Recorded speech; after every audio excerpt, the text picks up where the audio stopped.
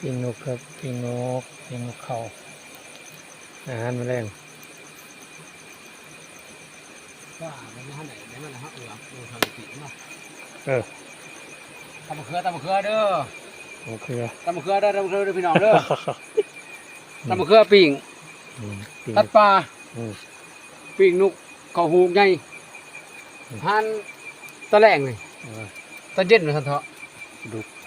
ใส่เบ็ดเมื่อกี้นี่และอาหารตอนเย็น ปิ้งเลย ปิ้งนกเขาโอ้ยบรรยากาศดีเลยว่ะมาทุกคนไปอยากมาเด้อซุ่มลุงจอยตำมวนคือยังเนี่ยโอ้นี่จะเป็นหวยใส่เบ็ด